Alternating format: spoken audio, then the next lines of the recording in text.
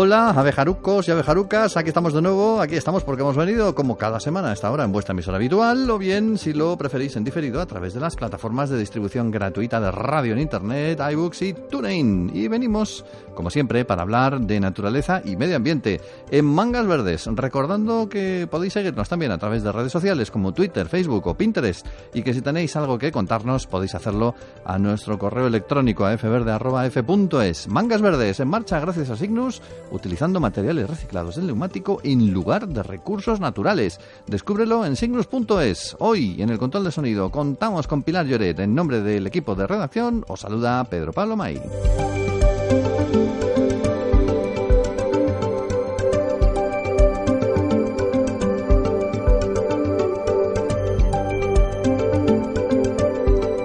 Poco a poco vamos avanzando hacia el buen tiempo, hacia el veranito. Con él regresan a nuestras tierras muchas aves que nos dejaron hace unos meses para invernar en el norte de África, disfrutando de mejores temperaturas. El cruce del estrecho de Gibraltar lo protagonizan los pájaros desde mucho antes de que a los humanos se nos ocurriera hacer lo mismo y viajar de norte a sur o de sur a norte.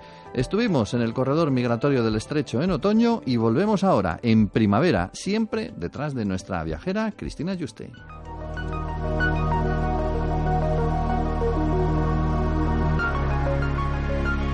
Red Natura 2000. Activa tu auténtica riqueza.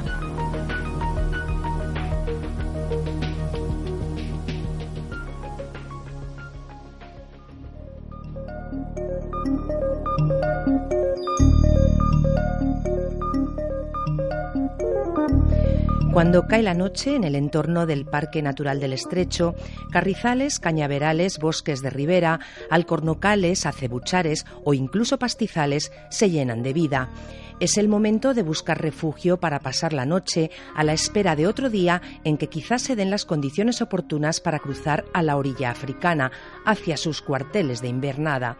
Y esta espera se puede alargar, y por eso es tan importante que allí donde descansan y campean en busca de alimento, las aves encuentren todo lo que necesitan.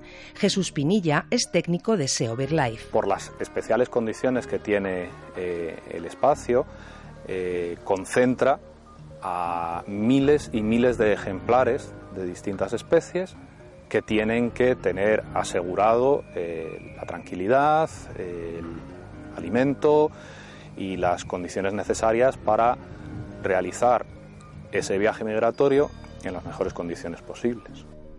El estrecho es un punto de confluencia de distintas rutas migratorias, un cruce de caminos terrestres y marinos vital para la supervivencia de muchas especies, un puente entre África y Europa a través de un brazo de mar que conecta ambos continentes. Salva es ornitólogo y trabaja en la zona. Nos cuenta que por eso este espacio se debe entender como un conjunto en que ambas orillas tienen igual relevancia y donde solo el blindaje de ciertos espacios es garantía de supervivencia de especies procedentes de todos los rincones de Europa, de toda la Red Natura 2000. El blindar a través de la Red Natura 2000, o sea, el blindar los espacios protegidos en este área es de suma importancia, sobre todo cuando el estrecho presenta las condiciones meteorológicas en las que las aves se ven impedidas para cruzar de un continente a otro. Cuando a lo largo de una semana, 15 días, las aves ven impedido el vuelo de una orilla a la otra, deben encontrar los espacios protegidos y blindados de cara al campeo o al descanso. Y su blindaje es la mejor garantía de continuidad espacial de Natura 2000, la mayor red de espacios protegidos del mundo. Jesús Pinilla. Una de las cuestiones más importantes de la Red Natura 2000 es el concepto de conectividad. Los espacios de la red tienen que formar una red, valga la redundancia, con conexiones claras y que le dé una continuidad a estos espacios gestionados para la conservación de la biodiversidad, porque no se puede pensar en espacios de estas características como islas separadas del resto. Y precisamente por formar parte de la Red Natura 2000 no es un espacio blindado para la conservación, asegura Jesús, sino que su gestión debe tener en cuenta los usos tradicionales que le valieron su reconocimiento como tal. El tipo de paisaje que podemos encontrarnos aquí es es este, precisamente por esa gestión que se ha hecho. Es decir, aprovechamientos tradicionales que en los tiempos que corren están en riesgo de desaparición, en riesgo de erosión, pero que gracias a una mayor sensibilidad por parte de la gente, lo que sí están consiguiendo es un cierto valor añadido. Cada final de verano y de invierno se suceden aquí extraordinarios movimientos migratorios, de norte a sur o de sur a norte, hacia los lugares de invernada o de cría, según la época. Y no todos ellos son iguales ni tienen la misma incidencia en las especies. Salva nos explica que hay aves, como la cigüeña blanca, que migra en enormes bandadas de hasta 12.000 ejemplares, que vienen de todas las latitudes europeas, con una ruta muy bien definida que les lleva hasta Senegal, Malí o el lago Chad, aunque desde hace algunos años aumenta el número de invernantes en la península. Más peculiar es el comportamiento del halcón abejero, un migrador total que concentra sus desplazamientos en unos pocos días, incluso en días concretos.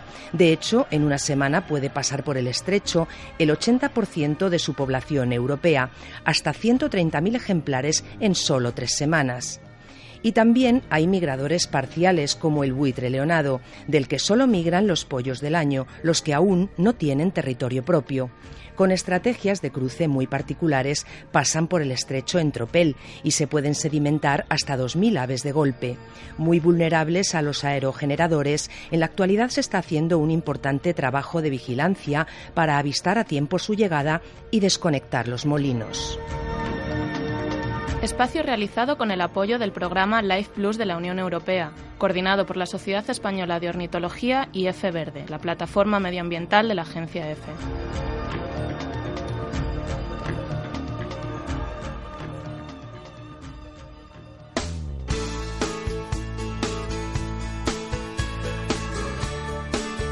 Mangas verdes. Escucha lo natural.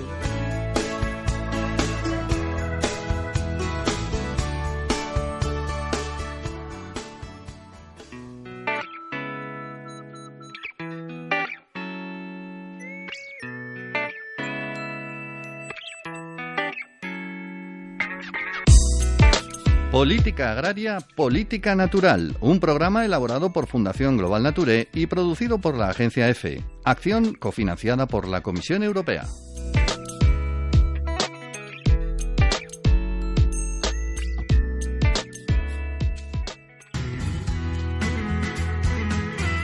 Bienvenidos de nuevo a este espacio que os explica cada semana de una forma amena qué es la política agraria comunitaria o PAC, cuál es su historia, sus aspectos medioambientales y cómo nos afecta a los ciudadanos europeos. Saludos de Vanessa Sánchez y Blanca Hurtado en la producción, Esteban Novillo en el control de sonido y Pedro Pablo May en el micrófono.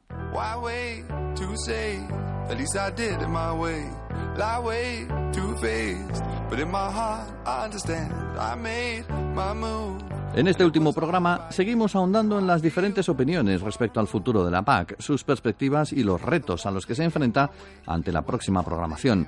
Vivimos un proceso de incertidumbre y de impasse porque las prioridades europeas están marcadas por diferentes cuestiones que no necesariamente pasan por la agricultura. Plantearse los retos específicos que la PAC debe afrontar en este contexto resulta complicado.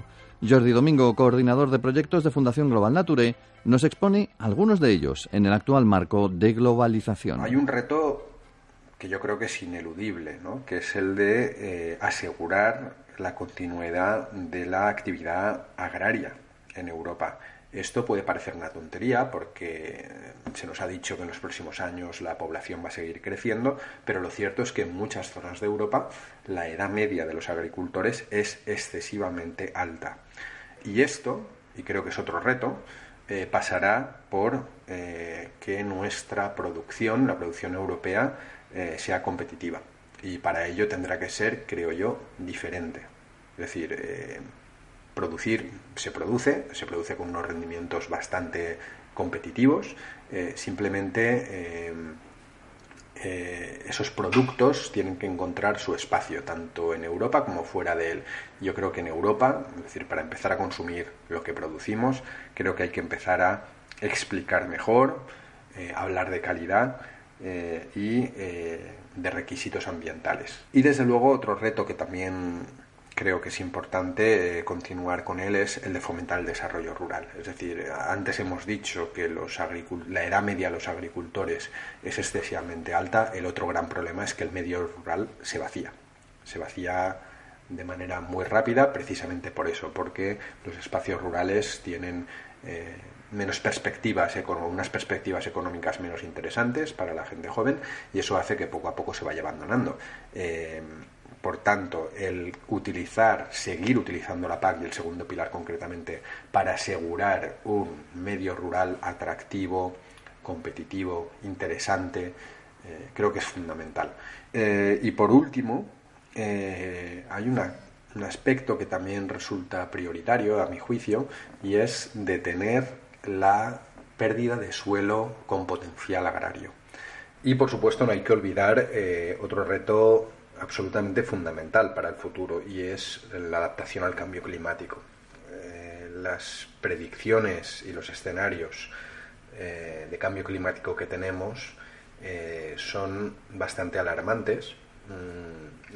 Yo diría que para la mayoría de las zonas europeas, y para una actividad tan dependiente del clima y del medio como es la agricultura y la ganadería, ¿no?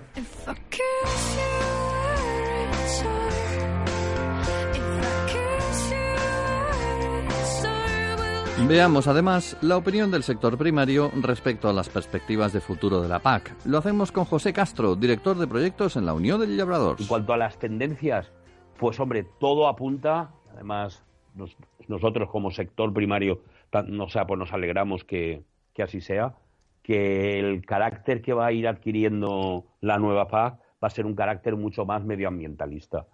O sea, seguro que se van a primar o se van a poner en marcha temas como los servicios medioambientales o los pagos por los servicios ambientales.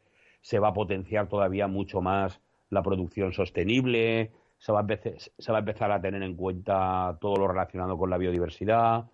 Entonces, bueno, lo que es un poco, por decirlo, la parte verde de la política agraria va a seguir tomando protagonismo como en estos últimos años y estas últimas reformas. Respecto a los principales desafíos, nos indica lo siguiente. Pues destacaría dos. Uno es el tema de establecer un sistema de gestión de crisis por las constantes y crónicas caídas de precios que tienen los productores, y la otra, establecer las reglas del juego frente a la competitividad que tienen nuestros productos agrícolas.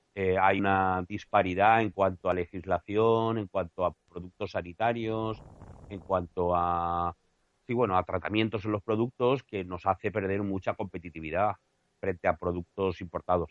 Entonces eso es una queja constante, eso viene tanto del sector primario como de elaboración y el agroalimentario, y esto es algo que seguramente se va a regular. En este último programa de Política Agraria, Política Natural, hemos visto los principales retos que aborda la política agraria comunitaria, así como las perspectivas de futuro y tendencias desde el punto de vista del sector primario. Gracias por escucharnos. Puedes encontrar nuestros podcasts en nuestras páginas web www.fundacionglobalnature.org y fverde.com.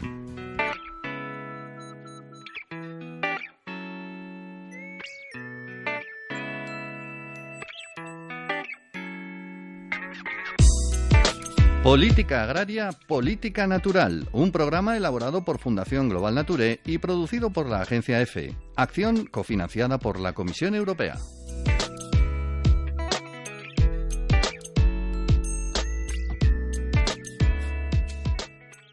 Es curioso, con la de coches que pasan y qué bien se mantiene esta carretera. Es que está hecha con polvo de caucho reciclado.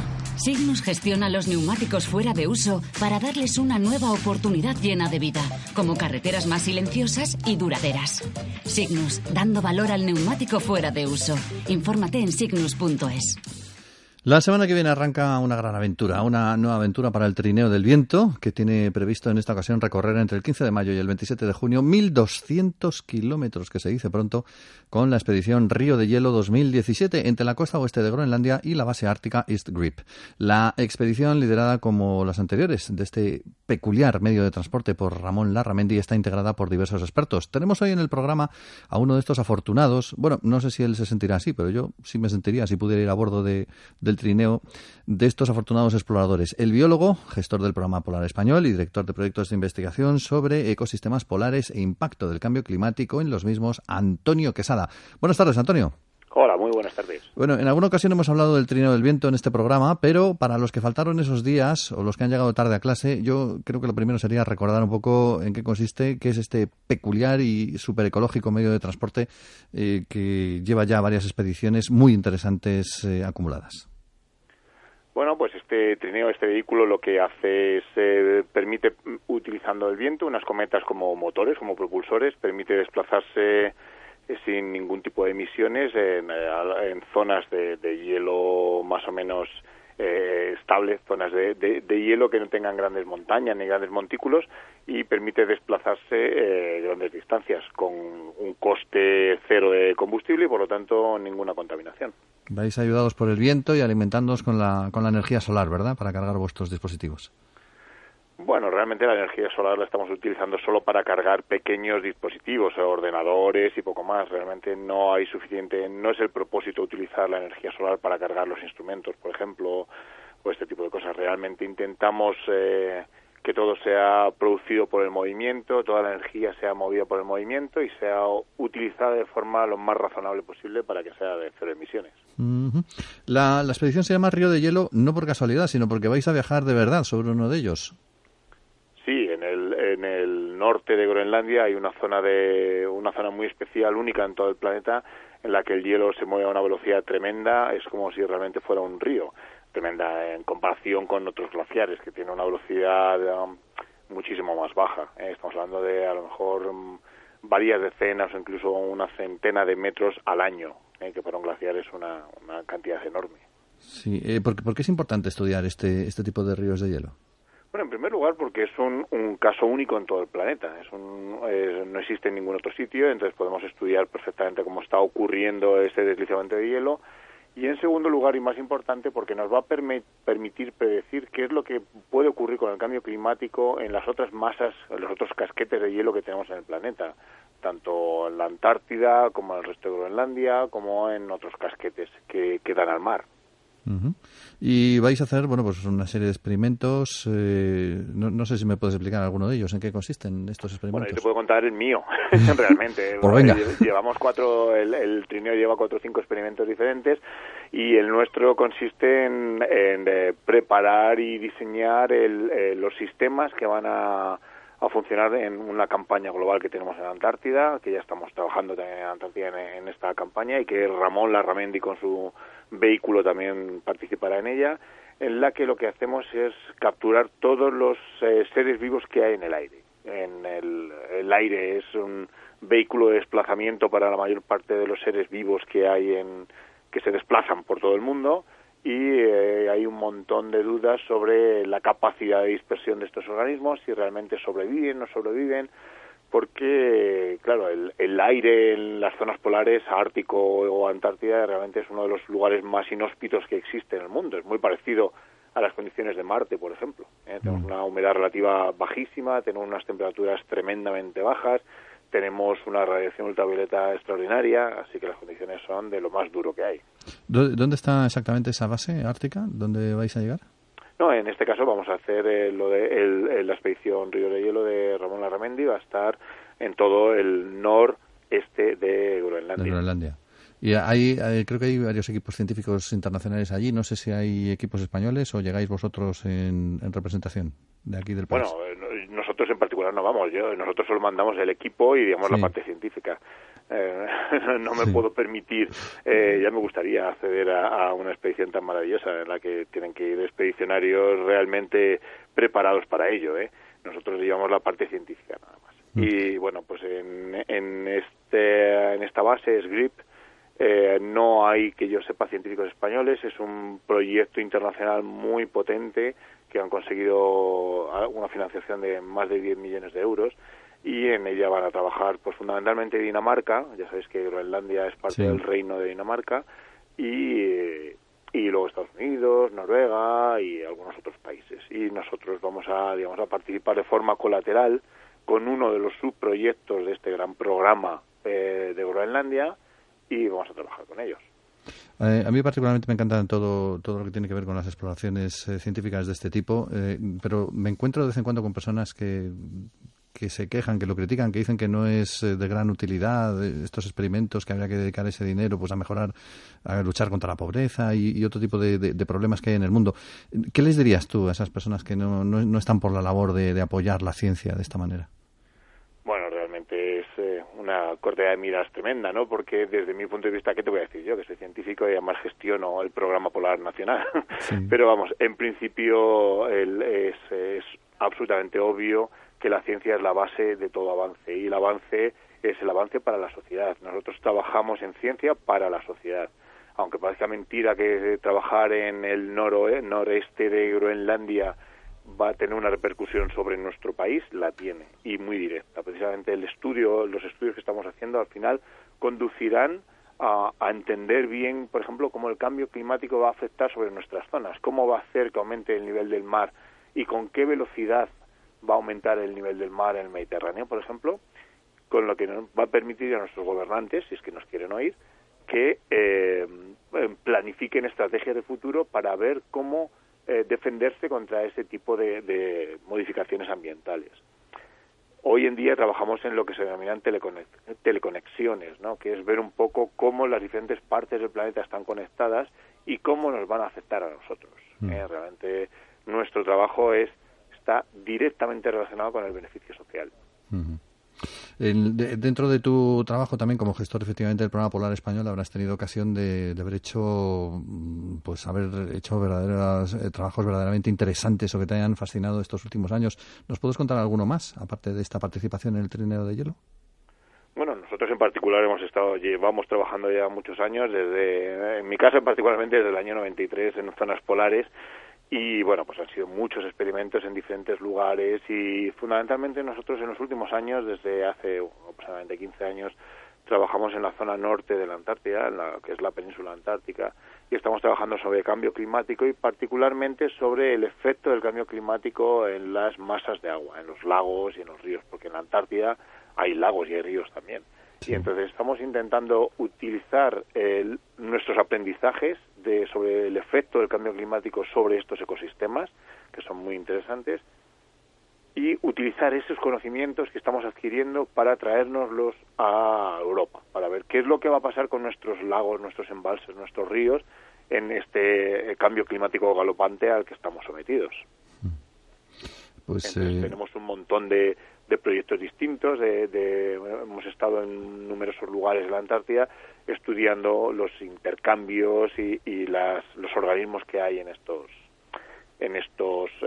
ecosistemas. Un ejemplo quizás, perdona que me prolongue un poquito, un ejemplo muy interesante es el que hemos encontrado que en uno de los lagos que hemos trabajado en Antártida, nuestro colega Antonio Acamí y nosotros hemos encontrado la mayor diversidad de virus en ese lago que existe en cualquier otro lago del mundo. Y lo hemos encontrado en la Antártida. Fascinante.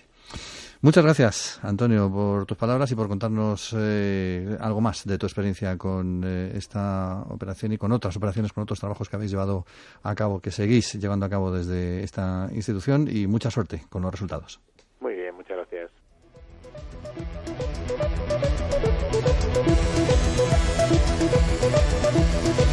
Mangas verdes, en marcha.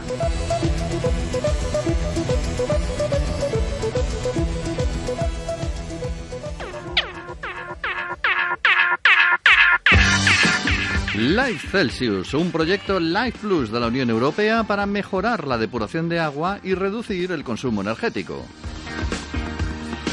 Life Celsius, coordinado por Acción a Agua y la Agencia EFE.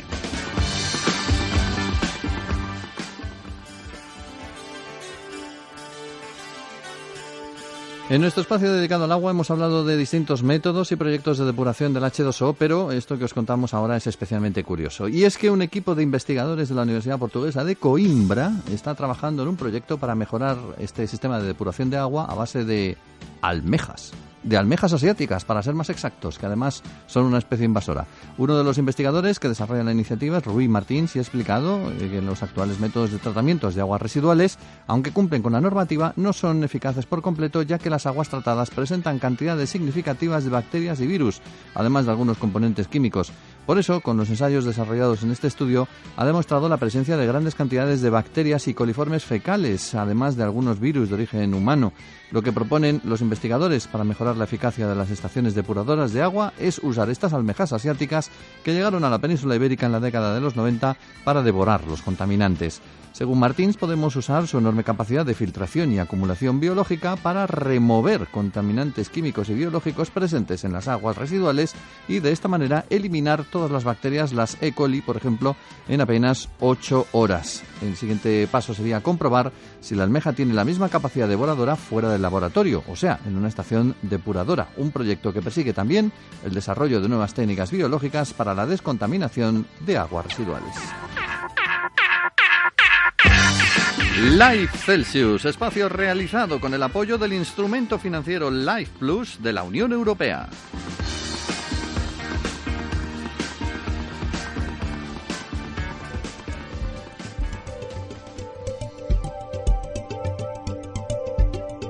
Nos vamos hablando del sayo. Todo el mundo se sabe el refrán aquel de hasta el 40 de mayo y tal, pero hay más sentencias en nuestro refranero celtibérico a propósito del famoso sayo.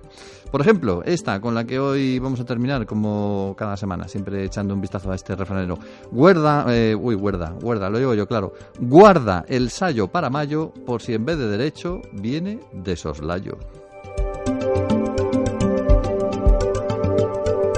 Con sayo y sin sayo, recordamos que Mangas Verdes está en marcha gracias a Signus, utilizando materiales reciclados del neumático en lugar de recursos naturales, y que puedes descubrirlo en signus.es. Hoy hemos contado en el control de sonido con Pilar Lloret, y en nombre de todo el equipo de la plataforma medioambiental de la Agencia EFE os ha hablado Pedro Pablo May.